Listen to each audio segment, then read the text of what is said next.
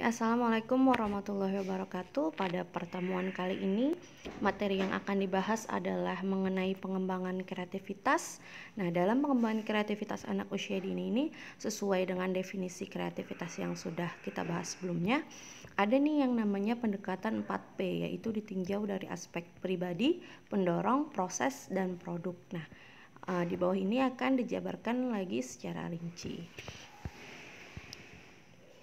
Ini ya yang sudah Ibu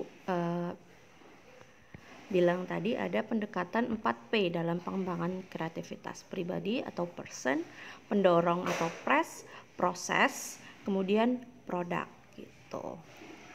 Oke, yang pertama akan dibahas adalah pribadi.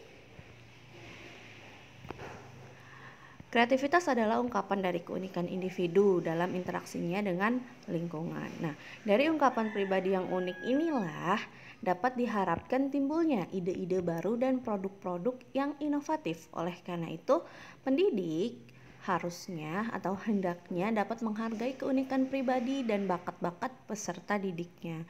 Jangan mengharapkan semua peserta didik itu melakukan hasil atau hal-hal yang sama atau mempunyai minat yang sama. Kita ini semua dilahirkan unik, punya kekhasan masing-masing. Guru nih hendaknya membantu dan menemukan bakat-bakat anak dan menghormati dan menghargainya gitu. Kemudian ada yang namanya pendorong atau press. Nah, untuk perwujudan bakat kreatif diperlukan dorongan dan dukungan dari lingkungan yang berupa apresiasi, kemudian dukungan moral atau moral, kemudian pemberian penghargaan, pujian, hadiah, dan lainnya. Nah, dorongan yang kuat dalam diri anak ini bisa menghasilkan sesuatu.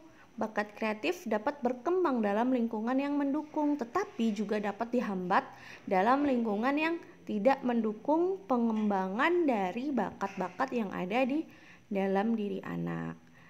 Di dalam keluarga maupun di lingkungan sekolah, masyarakat itu harus memberikan penghargaan dan dukungan terhadap sikap dan perilaku kreatif seorang anak. Nih, banyak orang tua nih yang kurang menghargai kegiatan kreatif mereka gitu, kreatif anak mereka. Jadi dia lebih memprioritaskan pencapaian prestasi akademis yang tinggi ketimbang pengembangan daya kreativitas. Yang ketiga ada proses. Untuk mengembangkan kreativitas anak ini diperlukan kesempatan untuk bersibuk diri secara kreatif. Pendidik hendaknya dapat merangsang anak untuk melibatkan diri dalam berbagai kegiatan kreatif. Dalam hal ini, pemberian kebebasan pada anak nih untuk mengekspresikan dirinya secara kreatif, misalnya dalam tulisan, lukisan, bangunan, dan sebagainya. Nah, tentunya ini juga tidak merugikan orang lain maupun lingkungan ya. Jadi, hendaknya orang tua dan guru ini menyadari bahwa waktu luang seyogyanya itu digunakan untuk melakukan kegiatan konstruktif yang diminati anak dan tidak hanya menekankan pada proses belajar akademis semata gitu. Selanjutnya yang terakhir ada produk. Kondisi yang memungkinkan seseorang menciptakan produk kreatif yang bermakna adalah kondisi pribadi dan lingkungan yang sejauh mana keduanya itu mendorong seseorang untuk melibatkan dirinya dalam proses berkegiatan kreatif. Dengan menemukan bakat dan ciri-ciri pribadi kreatif, dengan menyediakan waktu dan sarana prasarana yang menggugah minat anak, meskipun itu tidak harus mahal, tidak harus beli, dengan menggunakan bahan-bahan yang ada di sekitar pun kita bisa membuat produk kreatif gitu. Yang tidak boleh dilupakan oleh pendidik adalah menghargai produk kreatif yang dihasilkan oleh anak gitu. Jadi walaupun hasil karya anak itu bentuknya tidak karuan, bentuknya masih acak-acakan, kita harus menghargainya karena itu adalah proses berkreatif pada anak usia dini gitu. Nah, selanjutnya setelah memahami konsep kreativitas, kita juga perlu memahami proses kreatif dan produk kreatif. Proses kreatif untuk menjelaskan apa yang terjadi apabila seseorang itu mencipta. Hal ini dapat dilihat pada salah satu teori tradisional yang disampaikan oleh teori Wallace. Nah, dia menyatakan bahwa proses kreatif itu meliputi 4 tahap. Yang pertama, persiapan, inkubasi, iluminasi, dan verifikasi. Nah, yang pertama ini adalah persiapan. Nah, pada tahap persiapan ini adalah tahap pengumpulan informasi yang diperlukan untuk memecahkan masalah. Individu mempersiapkan diri untuk memecahkan masalah nih dengan belajar berpikir, mencari jawaban, bertanya kepada orang lain, dan sebagainya. Dengan bekal atau bahan pengetahuan yang dia alami atau pengalaman yang dia punya, maka dia mampu menyelesaikan masalah. Pada tahap ini, tahap yang sangat krusial nih, masih sangat penting gitu. Jadi belum ada arah yang jelas, tetapi dia sudah memikirkan alternatif jalan keluar dari pemecahan masalahnya. Selanjutnya yang kedua itu adalah inkubasi.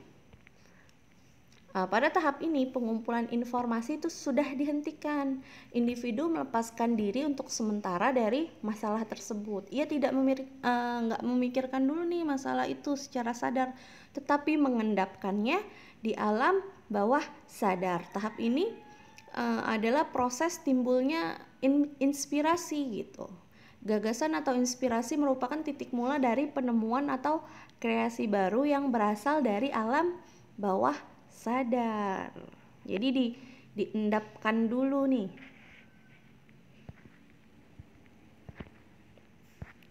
Selanjutnya adalah iluminasi.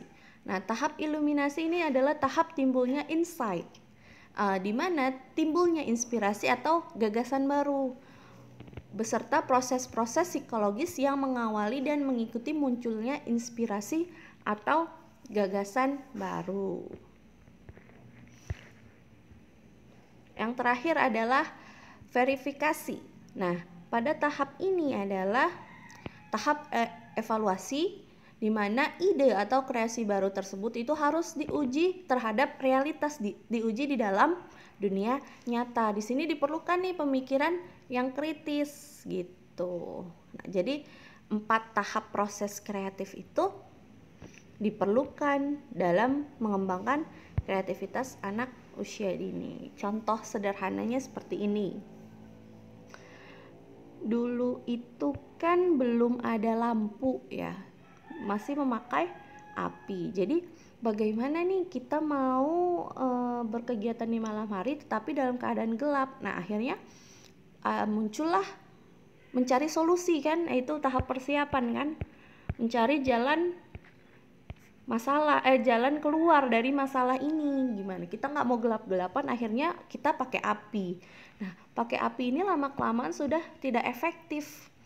Nah, sudah tidak efektif, akhirnya api itu kan dipakai masih berpuluh-puluh, beratus-ratus tahun ya penggunaan api itu. Nah, itu masih tahap inkubasi, jadi masih diendapkan dulu nih apa ya kira-kira ya,